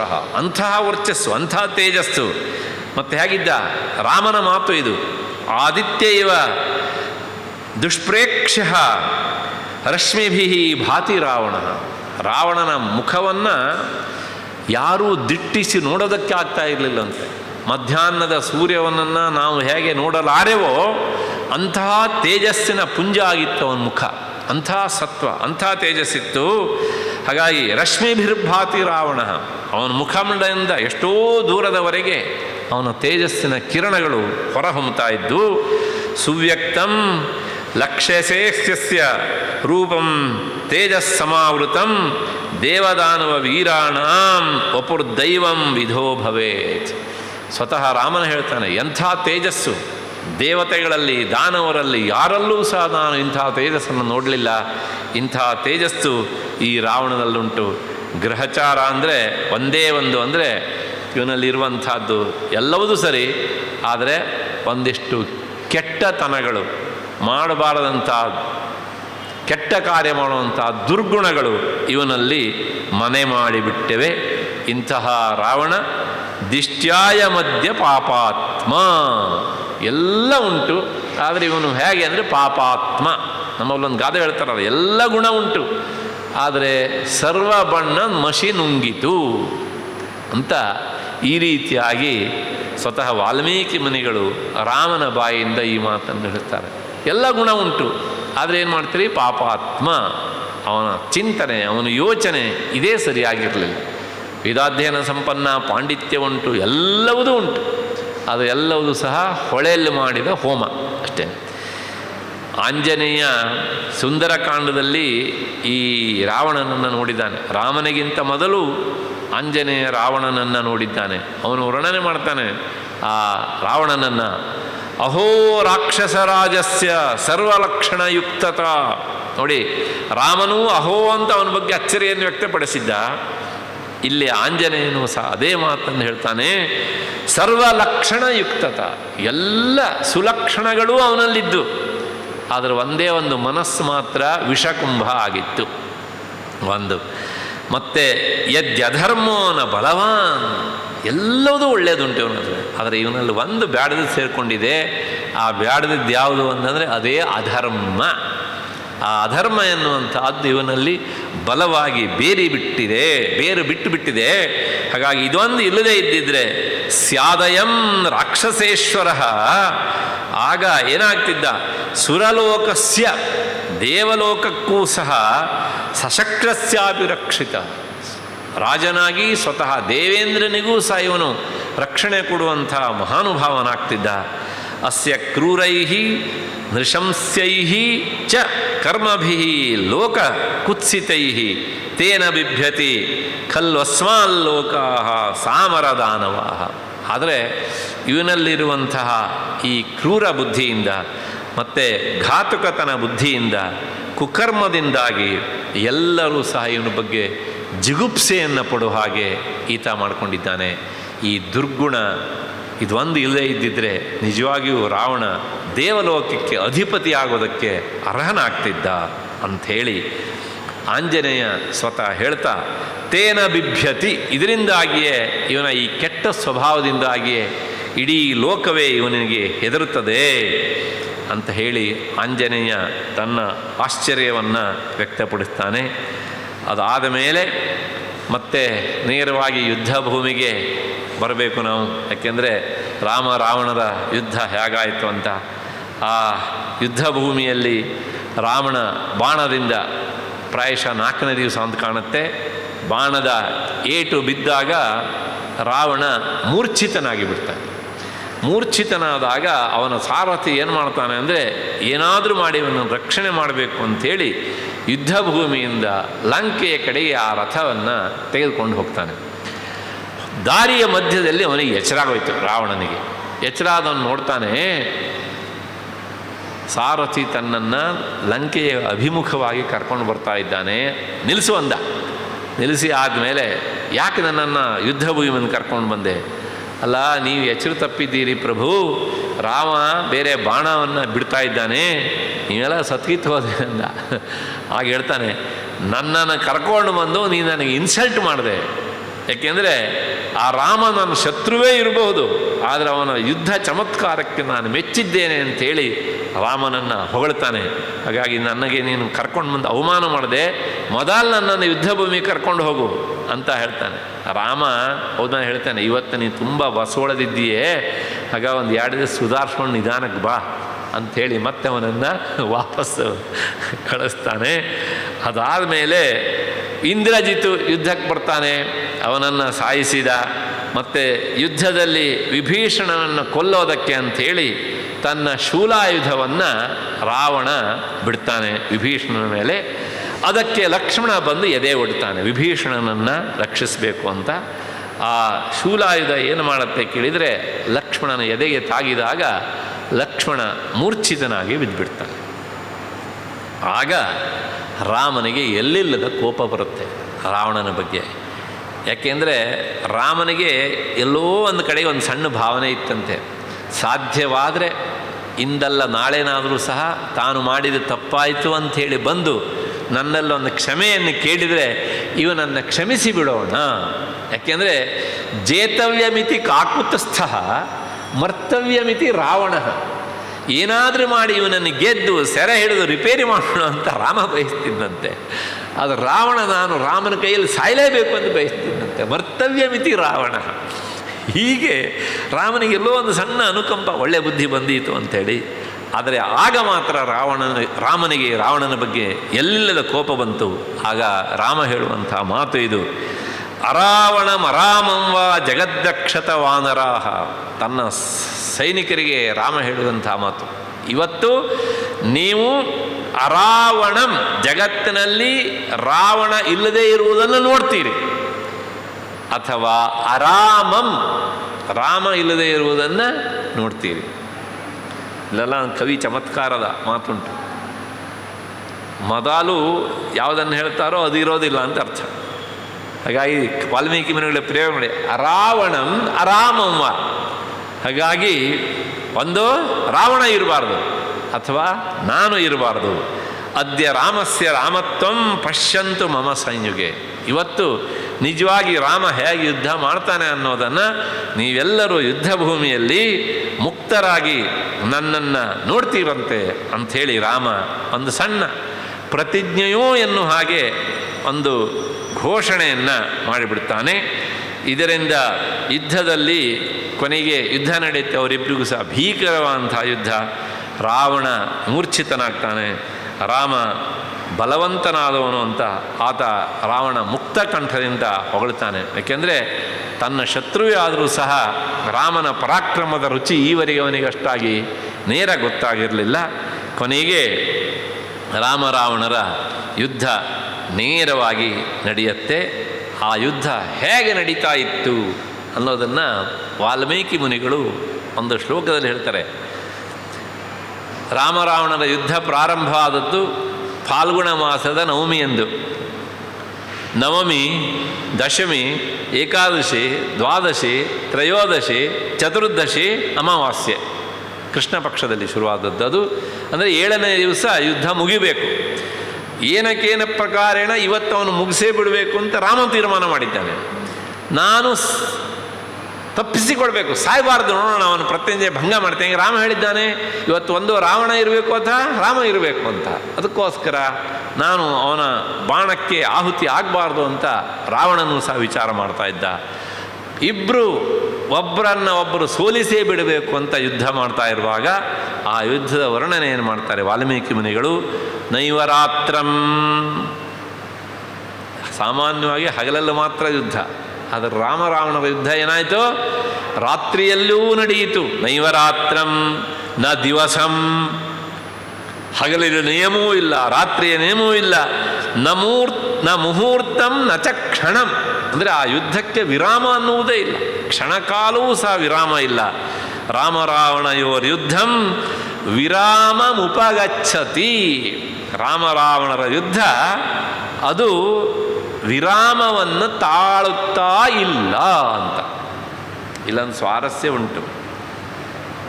ಇವಾಗ ನಾವು ನೋಡ್ತಾ ಇದ್ದೇವೆ, ಅದರ ಜೊತೆಗೆ ವಾಲ್ಮೀಕಿ ಮುನಿಗಳು ಇದನ್ನು ಬರಿಬೇಕಿದ್ರೆ ಯುದ್ಧ ಆಗಿಬಿಟ್ಟಿದೆ. ನಿಜವಾಗಿ ಅವರು ಯಾವ ಕಾಲದಲ್ಲಿ ಹೇಳಬೇಕಿತ್ತು, ಭೂತಕಾಲದಲ್ಲಿ ಕ್ರಿಯಾಪದವನ್ನು ಉಪಯೋಗಿಸಬೇಕಿತ್ತು. ಆದರೆ ವಿರಾಮ ಉಪಗಚ್ಚತಿ ಅಂತ ವರ್ತಮಾನ ಕಾಲದಲ್ಲಿ ಹೇಳ್ತಾರೆ. ಅಂದರೆ ಒಂದು ಸಂದೇಶ ಲೋಕಕ್ಕೆ, ಈ ರಾಮ ರಾವಣರ ಯುದ್ಧ ಅಲ್ಲಿ ನಡೆಯೋದಾಯ್ತಲ್ಲ, ಇಲ್ಲಿ ನಮ್ಮ ಹೃದಯ ಭೂಮಿ ಎನ್ನುವಂತಹ ಈ ಯುದ್ಧ ಭೂಮಿಯಲ್ಲಿ ನಡೀತಾ ಇರ್ತದೆ. ಇದು ಯಾವಾಗಲೂ ಸಹ ವಿರಾಮ ಆಗುವುದೇ ಇಲ್ಲ. ನಮ್ಮಲ್ಲೂ ಸಹ ಕೆಲವು ಸಲ ರಾಮ ಜಾಗೃತನಾಗ್ತಾನೆ, ಇದು ಕೆಟ್ಟ ಕೆಲಸ, ನಾವಿದನ್ನು ಮಾಡಬಾರ್ದು ಅನ್ನುವಂಥ ಬುದ್ಧಿ ಬರ್ತದೆ. ಮತ್ತು ಕೆಲವು ಸಲ ಏನಾಗುತ್ತೆ, ಇದ್ದಕ್ಕಿದ್ದ ಹಾಗೆ ನಮ್ಮೊಳಗೆ 10 ತಲೆ ರಾವಣ ಎದ್ದು ನಿಂತು ಬಿಡ್ತಾನೆ. ಏನು ಪರವಾಗಿಲ್ಲ, ಅವ್ರು ಮಾಡಲಿಲ್ವಾ ಇವ್ರು ಮಾಡಲಿಲ್ವಾ ಅಂತ ಕೆಟ್ಟವ್ರನ್ನೇ ಹುಡುಕ್ತಾ ಹೋಗುತ್ತೆ. ಹಾಗಾಗಿ ನಾವು ರಾವಣನೂ ಆಗ್ತೇವೆ. ಕೊನೆಗೆ ಒಟ್ಟಾರೆ ನಮ್ಮ ಈ ಹೃದಯ ಎನ್ನುವಂಥ ಯುದ್ಧ ಭೂಮಿಯಲ್ಲಿ ಕೆಲವು ಸಲ ರಾಮನಿಗಿಂತ ರಾವಣನೇ ಗೆದ್ದು ಬಿಡ್ತಾನೆ. ನಾವು ಮಾಡಬಾರದು ಕೆಟ್ಟ ಕೆಲಸವನ್ನೇ ಮಾಡಿಬಿಡ್ತೇವೆ. ಅದಕ್ಕೋಸ್ಕರ ವಾಲ್ಮೀಕಿ ಮುನಿಗಳ ಪ್ರಯೋಗ ವಿರಾಮ ಉಪಗಚ್ಚತಿ, ಅದು ವಿರಾಮ ಆಗ್ತಾನೇ ಇರಲಿಲ್ಲ ಹೀಗೆ ಅಂತ. ಹೀಗೆ ರಾವಣನನ್ನು ಕೊನೆಗೆ ರಾಮ ಯುದ್ಧದಲ್ಲಿ ಸಾಯಿಸ್ತಾನೆ. ಅವರಿಬ್ಬರು ಯುದ್ಧ ಹೇಗಿತ್ತು ಅಂತಂದರೆ ಅದಕ್ಕೆಲ್ಲ ಹೀಗಿತ್ತು ಅಂತ ಹೇಳೋದಕ್ಕೆ ಶಬ್ದ ಇಲ್ಲ ಅಂತಾರೆ ವಾಲ್ಮೀಕಿ ಮುನಿಗಳು. ಗಗನಂ ಗಗನಾಕಾರಂ, ಆಕಾಶ ಹೇಗಿದೆ ಅಂದರೆ ಏನು ಹೇಳ್ತಿರ್ರಿ, ಈ ಸಭಾಭವನದೊಳಗೆ ಖಾಲಿ ಜಾಗ ಇದೆಯಲ್ಲ ಹೀಗಿದೆ ಅಂತ ಹೇಳೋಣ. ಆಕಾಶ ಅಂದ್ರೇನು, ಖಾಲಿ ಜಾಗ ಅಂತ, ಸ್ಪೇಸ್ ಅಂತ ಅರ್ಥ. ಹಾಗೆ ಆಕಾಶ ಹೇಗಿದೆ ಅಂದರೆ ಏನು ಹೇಳಬೇಕು, ಆಕಾಶ ಆಕಾಶದಂತೆಯೇ ಇದೆ. ಗಗನಂ ಗಗನಾಕಾರಂ ಸಾಗರ ಸಾಗರೋಪಮಃ, ಸಮುದ್ರ ಹೇಗಿದೆ ಅಂದರೆ ನಮ್ಮನೆ ತೊಟ್ಟಿ ಥರ ಇದೆ ಅಂತ ಹೇಳೋಣ ಇಲ್ಲ. ಅಥವಾ ಯಾವುದೋ ಒಂದು ನದಿ ಥರ ಇದೆ ಅಂತ ಹೇಳೋಣ ಇಲ್ಲ. ಸಮುದ್ರ ಹೇಗಿದೆ ಅಂದರೆ ಸಮುದ್ರಕ್ಕಿಂತ ಇನ್ನೊಂದು ದೊಡ್ಡದಾದದ್ದಿದ್ದರೆ ಸಮುದ್ರ ಆಗಿದೆ ಅಂತ ಹೇಳ್ಬೋದು. ಆದರೆ ಸಮುದ್ರಕ್ಕೊಂದು ಉಪಮಾನವೇ ಇಲ್ಲ. ಅದೇ ಯಾವಾಗಲೂ ಸರ್ವದಾ ಉಪಮಾನ, ಮಿಕ್ಕಿದ್ದೆಲ್ಲ ಉಪಮೇಯ. ಆದ್ದರಿಂದ ಸಾಗರ ಹೇಗಿದೆ ಅಂದರೆ ಸಾಗರೋಪಮಃ, ಸಮುದ್ರ ಸಮುದ್ರದಂತೆ ಇದೆ. ಹಾಗೆಯೇ ರಾಮರಾವಣಯೋರ್ ಯುದ್ಧಂ ರಾಮರಾವಣಯೋರಿವ, ರಾಮರಾವಣರ ಯುದ್ಧ ಹೇಗೆ ನಡೀತಾ ಇತ್ತು ಅಂತಂದರೆ ಅದು ರಾಮರಾವಣರ ಯುದ್ಧದಂತೆ ನಡೀತಾ ಇತ್ತು. ಅದೇ ಅದಕ್ಕೆ ಉಪಮಾನ. ನಮ್ಮೂರಿನ ಇಬ್ಬರು ಜಟ್ಟಿಗಳು ಕಾದಾಡಿದರೆ ಹೇಗಿರ್ತದೆಯೋ ಹಾಗಿತ್ತು ಅಂತ ಹೇಳೋಣ ಇಲ್ಲ. ಹಾಗಾಗಿ ರಾಮರಾವಣಯೋರ್ ಯುದ್ಧಂ ರಾಮರಾವಣ ಯೋರಿವ ಅಂತ ಹೇಳಿ ವಾಲ್ಮೀಕಿ ಮುನಿಗಳು ಅವರಿಬ್ಬರ ಯುದ್ಧದ ವರ್ಣನೆಯನ್ನು ಹೇಳ್ತಾರೆ. ಕೊನೆಗೆ ಇಂತಹ ರಾವಣ ಏನನ್ನು ಸಾಧಿಸಿದ, ಕೊನೆಗೆ ರಾಮನ್ನ ಮಧ್ಯದಲ್ಲಿ ಒಂದು ವಿಷಯ ಹೇಳಿಬಿಡ್ತೇನೆ. ಬಾಣ ಬಿಟ್ಟಾಗ ರಾವಣ ಒಂದೊಂದೇ ತಲೆಯನ್ನು ರಾಮ ತೆಗಿತಾನೆ. ಬಾಣದಿಂದ ತೆಗೆದಾಗ ಅವನ ತಲೆಗಳು ಮತ್ತೆ ಚಿಗುರುತ್ತಿದ್ವಂತೆ. ಹಾಗೆ ಎಷ್ಟು ಸಲ ಚಿಗುರಿದ್ವು ಅಂದರೆ ಅವನು 10 ತಲೆಗಳು 100 ಸಲ ಚಿಗುರಿದ್ವಂತೆ. ನಾನು ಅದಕ್ಕೋಸ್ಕರ ಹೇಳಿದ್ದೇನೆ, ರಾವಣ ಸತ್ರು ಅವನ ಸ್ವಭಾವ ಸಾಯೋದಿಲ್ಲ ಅಂತ. ಶತಂ ಅಂತಲೇ ಶಬ್ದ ಪ್ರಯೋಗ ನೇರವಾಗಿ. ಹಾಗಾಗಿ ರಾಮ ತಲೆ ತೆಗೆಯೋದು, ಅದು ಬೀಳೋದು, ಇನ್ನೊಂದು ತಲೆಯಲ್ಲಿ ಹುಟ್ಟೋದು, ಹೀಗೆ ಅಂತ. ಈ ರೀತಿಯಾಗಿ ಕೊನೆಗೆ ಆ ರಾಮನ ಸಾರಥಿಯಾಗಿ ಬಂದವನು ದೇವಲೋಕದಿಂದ ಮಾತಲ್ಲಿ ಹೇಳ್ತಾನೆ, ಪ್ರಭು ನಾನು ಆಗಲಿಂದ ನೋಡ್ತಾನೆ ಇದ್ದೇನೆ, ನೀವು ಈ ರಾವಣನ ತಲೆ ಜೊತೆಗೆ ಆಟ ಆಡ್ತಾ ಇದ್ದೀರಿ. ನೀವು ಎಷ್ಟೊತ್ತು ಹೀಗೆ ಅವನ ತಲೆ ತೆಗಿತಾ ಇದ್ದರೂ ಸಹ ಇವನ ತಲೆ ಮತ್ತೆ ಚಿಗುರ್ತಾನೆ ಇರ್ತದೆ. ಹಾಗಾಗಿ ತಲೆ ತೆಗೆಯೋ ಕೆಲಸ ಮಾಡಬೇಡಿ, ನೇರವಾಗಿ ಬ್ರಹ್ಮಾಸ್ತ್ರವನ್ನು ತೆಗಿರಿ. ಅಗಸ್ತ್ಯರು ಕೊಟ್ಟಿದ್ದಂತಹ ಬ್ರಹ್ಮಾಸ್ತ್ರ ನಿಮ್ಮ ಹತ್ರ ಉಂಟು, ಅಗಸ್ತ್ಯರು ಅದಕ್ಕೋಸ್ಕರ ಕೊಟ್ಟಿದ್ದು, ಅದನ್ನು ಅವನ ಎದೆಗೆ ಹೊಡಿರಿ, ಆಗ ಅವನು ಉರುಳ್ತಾನೆ ಅಂತ ಮಾತಲಿ. ರಾಮನಿಗೆ ಗೊತ್ತಿರಲಿಲ್ಲ ಅಂತಲ್ಲ, ಯಾಕೆಂದರೆ ಅವನು ದೇವದೂತ, ಅಲ್ಲಿಂದ ಬಂದಿದ್ದಾನೆ, ಸ್ವತಃ ದೇವೇಂದ್ರ ಕಳಿಸಿಕೊಟ್ಟಿದ್ದಾನೆ, ರಥ ಸಹಿತವಾಗಿ ಬಂದಿದ್ದಾನೆ. ದೇವೇಂದ್ರ ಕಳಿಸಿದಂತಹ ರಥವನ್ನು ಏರಿ ರಾವಣನ ಜೊತೆಗೆ ರಾಮ ಯುದ್ಧ ಮಾಡ್ತಾ ಇದ್ದಾನೆ. ಕೊನೆಗೆ ಆ ರಾಮ ತನ್ನ ಬ್ರಹ್ಮಾಸ್ತ್ರವನ್ನು ಬಿಟ್ಟಾಗ ಜಗತ್ತು ತಲ್ಲಣಿಸಿತಂತೆ. ದೇವತೆಗಳು ಋಷಿಮುನಿಗಳೆಲ್ಲರೂ ಉಘೇ ಉಘೇ ಅಂತ ಹರ್ಷೋದ್ಗಾರ ಮಾಡಿದರು. ಯಾಕೆಂದರೆ ಇಂತಹ ದುಷ್ಟ ಇವತ್ತು ಸಾಯ್ತಾ ಇದ್ದಾನೆ ಅಂತ ಒಂದು, ರಾಮ ಗೆಲ್ತಾ ಇದ್ದಾನೆ ಅಂತ ಇನ್ನೊಂದು. ಹೀಗೆ ಸಂತೋಷ ಪಟ್ಟರು. ಕೊನೆಗೆ ಏನಾಯಿತು ಕೇಳಿದರೆ, ಅವತ್ತು ರಾತ್ರಿ ಆ ಲಂಕೆ ವಾತಾವರಣ ಹೇಗಿತ್ತು ಅಂತಂದರೆ, ಅಲ್ಲಿನ ಹೆಂಗಳೆಯರೆಲ್ಲ ಹೇಳ್ತಾರೆ, ರಾವಣ ಎಷ್ಟು ಒಳ್ಳೆಯವಿದ್ದ ಅಂತ ಕೇಳ್ಕೊಳ್ಳಿ, ಅವ್ರ ಮಾತು ಹೇಗಿದೆ ಅಂತ. ಕೃತೈಷಾ ವಿಧವಾ ಲಂಕ, ರಾವಣ ಇವತ್ತು ಸತ್ತ. ಇಷ್ಟು ದಿವಸ ಇವ್ರನ್ನೆಲ್ಲ ಏನು ಮಾಡಿದ್ದ, ಅರ್ಧ ಗೋಳೊಯ್ದಿದ್ದ. ಈಗ ಉಳಿದವರೆಲ್ಲ ಕೇಳಿದರೆ ವಯಸ್ಸಾದವರು, ಹಳೆದುಳಿದ ಮುದುಕರು ಮುದುಕಿಯರು ಅಲ್ಲಿರೋರೆಲ್ಲರೂ ಸಹ.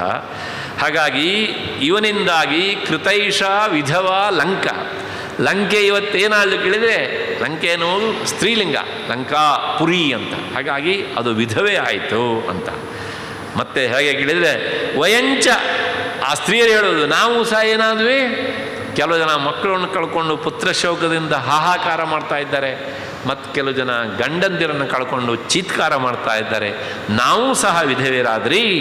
ಕೊನೆಗೆ ರಾವಣ ಏನು ಸಾಧಿಸಿದ ಅಂದರೆ, ದೇಹ ಕೃತೋನ್ನಂ ಗೃಧ್ರಾಣಂ, ಈ ರಾವಣನ ದೇಹ ಹದ್ದುಗಳಿಗೆ, ವಲ್ಚರ್ಗಳಿಗೆ ಆಹಾರ ಆಯಿತು. ಅಲ್ಲ, ಯಾರು ಅವನಿಗೆ ಸಂಸ್ಕಾರ ಮಾಡಲಿಲ್ಲ ಅಂದರೆ, ಸಂಸ್ಕಾರ ಮಾಡಲಿಕ್ಕೆ ಮಕ್ಕಳು ಯಾರೂ ಇಲ್ಲ ಅವನಿಗೆ, ಎಲ್ಲ ಸತ್ತೋಗಿದ್ದಾರೆ. ಪ್ರಾಯಶಃ ಯಾವುದೋ ಒಂದು ಭಾಗವನ್ನು ಇಟ್ಕೊಂಡು ವಿಭೀಷಣ ಸಂಸ್ಕಾರ ಮಾಡ್ತಾನೆ ರಾಮನ ಒತ್ತಾಯದ ಮೇರೆಗೆ. ಅಂದರೆ ಅಷ್ಟರ ಮಟ್ಟಿಗೆ ಅಲ್ಲೇನಾಯಿತು, ಈ ನಮ್ಮ ಎಳೆಯ ತಲೆಮಾರಿನ ಜನ ಎಲ್ಲ ಸತ್ತು ಹೋಗಿದ್ರು ಅಂತ ಅರ್ಥ. ಮತ್ತೆ ಆತ್ಮ ನರಕ ಹೇತವೇ, ಯಾವ ಜೀವಕ್ಕೆ ಸಂಸ್ಕಾರ ಆಗೋದಿಲ್ವೋ ಅದು ಎಲ್ಲಿ ಸ್ವರ್ಗಕ್ಕೆ ಹೋಗ್ತದೆ, ಅದು ಎಲ್ಲಿಗೆ ಹೋಗ್ತದೆ, ನರಕಕ್ಕೆ ಹೋಗೋದು. ಹಾಗಾಗಿ ಕೊನೆಗೆ ಇಂಥ ರಾವಣ ಸತ್ ಎಲ್ಲಿ ಹೋದ ಅಂದರೆ ನರಕಕ್ಕೆ ಹೋದ ಅನ್ನುವ ಧಾಟಿಯಲ್ಲಿ ಈ ರೀತಿಯಾಗಿ ಮಾತನಾಡ್ತಾರೆ ಅಲ್ಲಿನ ಎಲ್ಲ ಅಳಿದುಳಿದಂತಹ ಹೆಂಗಸರು. ಕೊನೆಗೆ ಇದಕ್ಕೆ ಕಾರಣ ಏನು ಅಂತಂದರೆ, ಅಲ್ಲಿ ಒಂದು ಮಾತು ಅರಣ್ಯಕಾಂಡದಲ್ಲಿ ಹೇಳಿದಂಥದ್ದು, ಮಾರೀಚ ಹೇಳಿದಂತಹ ಮಾತು ಅವತ್ತು, ಬಹವ ಸಾಧವೋ ಲೋಕೆ ಯುಕ್ತಾ ಧರ್ಮಮನುಷ್ಠಿತಾ ಪರೇಷಾಂ ಅಪರಾಧೇನ ವಿನಷ್ಟಾ ಸಪರಿಚ್ಛದ. ಬಹಳಷ್ಟು ಜನ ಸಾಧು ಸಂತರನ್ನು ನೀನು ಹಿಂಸಿಸಿದ್ದೀಯೇ, ಅವರೆಲ್ಲರೂ ಸಹ ಧರ್ಮಾತ್ಮರು ಮತ್ತು ಧರ್ಮನಿಷ್ಠರು ಆಗಿದ್ದರು, ಅಂಥವನ್ನೆಲ್ಲ ನೀನು ಸಾಯಿಸಿಬಿಟ್ಟಿದ್ದೀಯೆ. ಇದರಿಂದ ಏನು ಗೊತ್ತಾಗುತ್ತೆ ಅಂದರೆ, ಪರೇಷಾಂ ಅಪರಾಧೇನ ವಿನಷ್ಟಾ ಸಪರಿಚ್ಛದ, ಯಾರ್ಯಾರಿದ್ದೋ ತಪ್ಪಿಗೆ ಯಾರ್ಯಾರೋ ದೇಹವನ್ನು ಬಿಟ್ಟಿದ್ದಾರೆ, ಅಂಥ ಒಂದು ಕೆಟ್ಟ ಆಡಳಿತವನ್ನು ನೀನು ತಂದು ಇಟ್ಟಿದ್ದೇ. ಇದರಿಂದ ಏನಾಗುತ್ತೆ ಕೇಳಿದರೆ, ರಾಜ್ಯ ಎಷ್ಟೇ ಸುಭಿಕ್ಷವಾಗಿರ್ಬೋದು, ಆದರೆ ಆ ರಾಜ್ಯವನ್ನು ಆಳುವಂಥ ರಾಜ ನೆಟ್ಟಿಗಿಲ್ಲದಿದ್ದರೆ ಏನಾಗತ್ತೆ ಅಂದರೆ ಸೀತಾದೇವಿಯ ಮಾತು ಇದು ನೋಡ್ಕೊಳ್ಳಿ.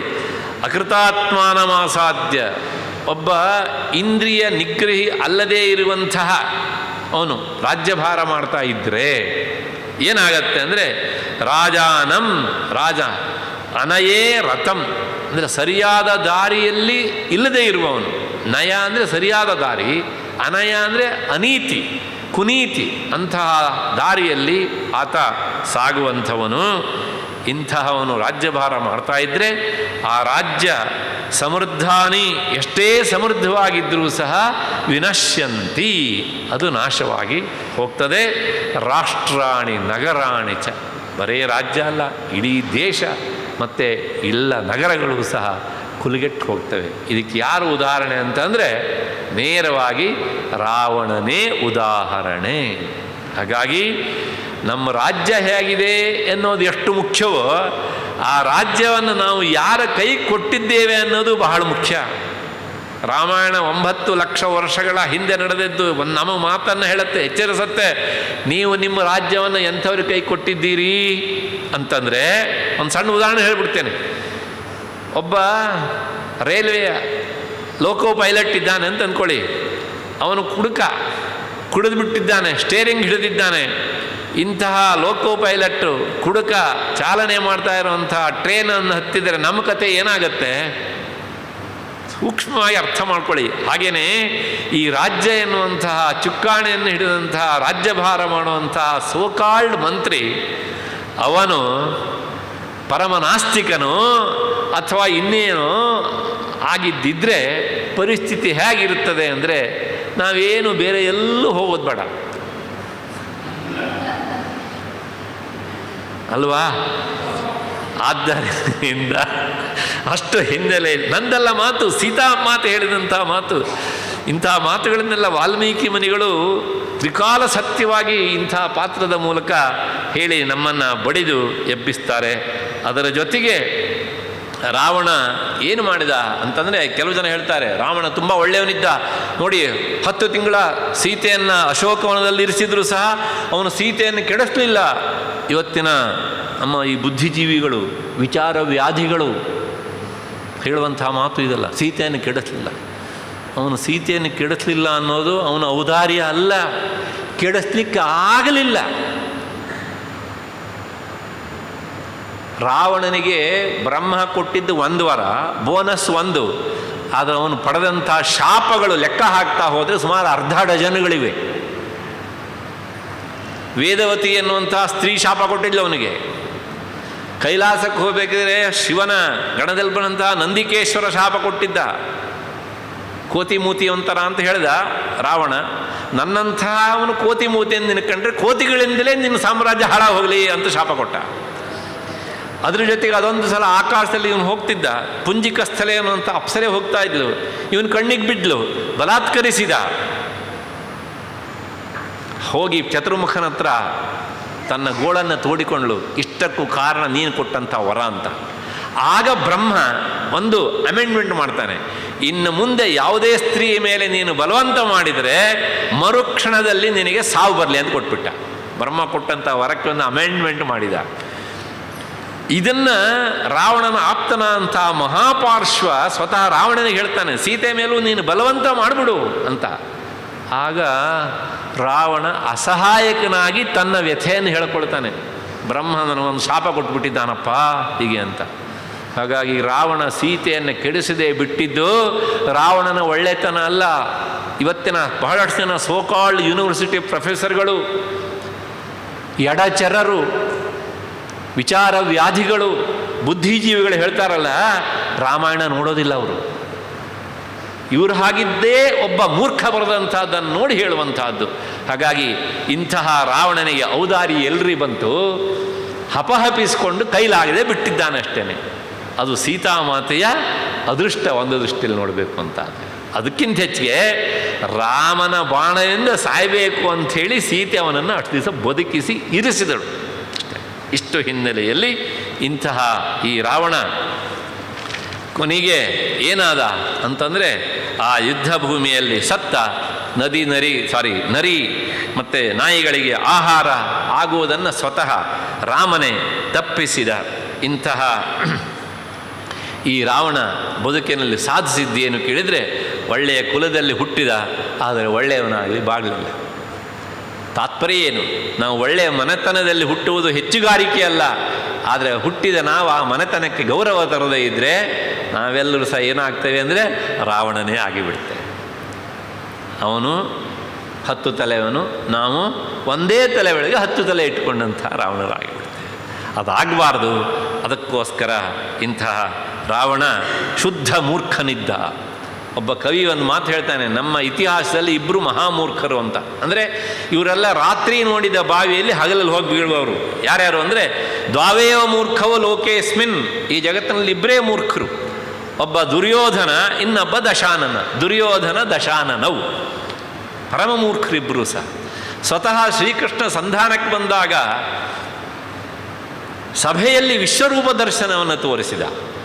ತನ್ನ ಮಾಯಿಕ ಶಕ್ತಿಯಿಂದ ಅವರೇ ಪರಸ್ಪರ ಒಬ್ಬರನ್ನೊಬ್ಬರು ಕಟ್ಟಿ ಹಾಕಿಕೊಂಡು ಯಾರು ನೋಡಿದರೂ ಕೃಷ್ಣನೇ ಕಾಣುವ ಹಾಗೆ ಮಾಡಿದ. ಇಂಥ ಕೃಷ್ಣ ಪಾಂಡವರ ಕಡೆಗೆ ನಿಂತರೂ ಸಹ ಇಲ್ಲ, ನಾನು ಯುದ್ಧ ಮಾಡ್ತೇನೆಂದು ತೀರ್ಮಾನ ಮಾಡಿ ಹೋದ್ನಲ್ಲ, ಇವನಲ್ವ ಮೂರ್ಖ? ಕವಿಯ ಮಾತು ಅದು. ದ್ವಾವೇವ ಮೂರ್ಖವು ಲೋಕೇಸ್ಮಿನ್ ಅಂದರೆ ಹಗಲು ಕಂಡು ಬಾವಿಯಲ್ಲಿ ಹೋಗಿಬಿಡ್ತಾರೆ ರಾತ್ರಿ ಇವರು. ಇನ್ನೊಬ್ಬ ರಾವಣ, ಇವನು ಹೇಗಿದ್ದ ಅಂತಂದರೆ ನೋಡಿ, ವರ ಕೊಡಬೇಕಿದ್ರೆ ಹೇಳಿದ್ದು ಮನುಷ್ಯರಿಂದ ಸಾವು ಬರ್ಬೋದು ಅಂತ ಕೇಳಿದ್ದು. ರಾಮ ಮಾನುಷ, ಮತ್ತು ಅವನ ಸೈನ್ಯ ಕಪಿ ಸೈನ್ಯ. ಸಮುದ್ರಕ್ಕೆ ಸೇತುವೆಯನ್ನು ಕಟ್ಟಿದಾಗಲೇ ವಿಚಾರ ಮಾಡ್ಬೋದಿತ್ತು ರಾಮ ಎಂಥವನು ಅಂತ. ಆ ಸೇತುವೆ ಮೇಲೆ ದಾಟಿ ಬಂದರು, ಈಚೆ ಕಡೆ ಬಂದು ನಿಂತಿದ್ದಾರೆ.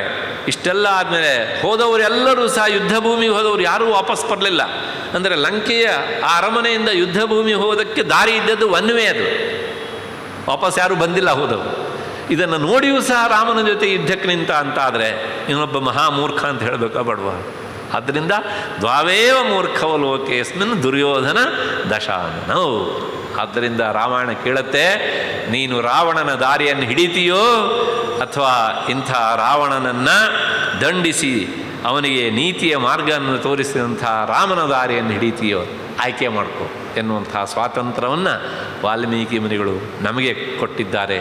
ನಾವು ನಮ್ಮ ಸಂಸ್ಕಾರಕ್ಕೆ ತಕ್ಕಂತೆ ಅದನ್ನು ಆಯ್ಕೆ ಮಾಡ್ಕೊಳ್ಳೋಣ ಅಂತ ಹೇಳ್ತಾ ಈವರೆಗೆ ನನ್ನ ಮಾತನ್ನು ಆ ಮರ್ಯಾದಾ ಪ್ರಭುತ್ವನಂಥ ಶ್ರೀರಾಮನ ಪದತಲದಲ್ಲಿ ಸಮರ್ಪಿಸಿ ನನ್ನ ಮಾತಿಗೆ ಮುಕ್ತಾಯ ಹೇಳ್ತೇನೆ. ಪೂಜ್ಯ ಶ್ರೀಗಳವರ ಚರಣಾರವಿಂದಕ್ಕೆ ನನ್ನ ಅನಂತ ಪ್ರಣಾಮಗಳು. ನಾಳೆ ದಿವಸ ರಾವಣನ ಪತ್ನಿಯಾದಂಥ ಮಂಡೋದರಿಗೆ